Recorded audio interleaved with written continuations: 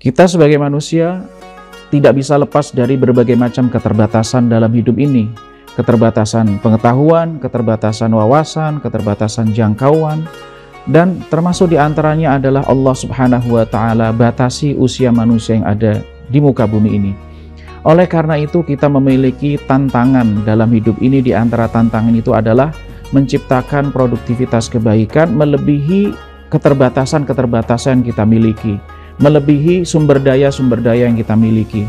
Dan sesungguhnya kemampuan seseorang mencapai keberkahan atau kemampuan seseorang menciptakan kebaikan melebihi dari sumber daya yang tersedia, dari kapasitas yang ada, dari potensi-potensi yang ia miliki. Itulah makna lain dari keberkahan. Ada beberapa cara yang bisa kita gunakan untuk menciptakan keberkahan, menciptakan produktivitas di dalam hidup kita ini. Yang pertama, kita bisa menciptakan keberkahan melalui pintu ketepatan. Kita melakukan sesuatu itu sesuai dengan porsi dan kadar yang ditetapkan oleh Allah Subhanahu wa Ta'ala. Kita menetapkan yang wajib sebagai yang wajib, dan kita menetapkan sunnah daripada yang sunnah. Kita memprioritaskan yang wajib daripada yang sunnah. Dan inilah makna dari firman Allah Subhanahu wa Ta'ala, yu'til hikmata man yasha' wa man yu'tal hikmata faqad utiya khairan katsira.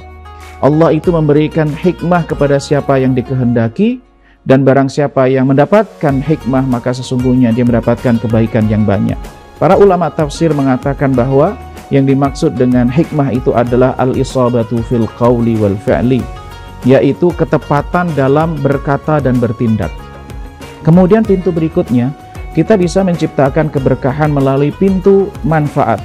Semakin bermanfaat satu amal, maka semakin besar keberkahan yang memungkinkan untuk tercipta.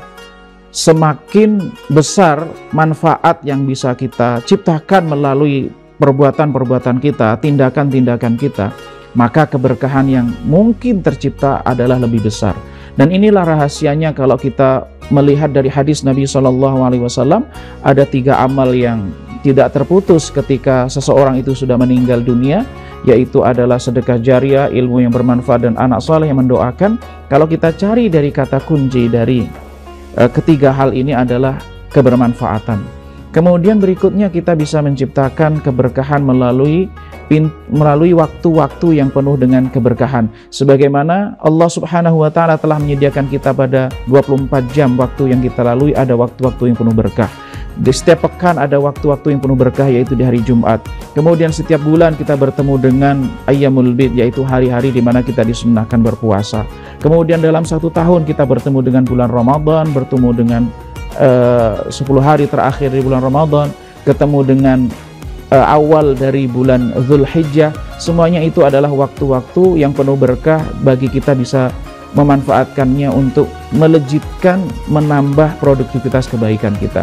Berikutnya juga kita bisa menciptakan keberkahan melalui cara kita dalam beramal, yaitu dengan cara beramal secara kolektif misalnya, karena itu akan memberikan nilai plus daripada ibadah yang kita lakukan secara sendiri. Begitu juga ketika kita melakukan ibadah dengan penuh keikhlasan, maka keikhlasan itu juga menciptakan keberkahan. Sebagaimana ungkapan Nabi SAW kepada seorang sahabat, inna hubbaka iyyaha yudkhilukal jannah. Cinta kamu terhadap surah ini, yaitu surah Al-Ikhlas, memasukkan kamu ke dalam surga. Mudah-mudahan kita semuanya termasuk orang yang dimudahkan untuk mendapatkan banyak keberkahan dalam hidup kita.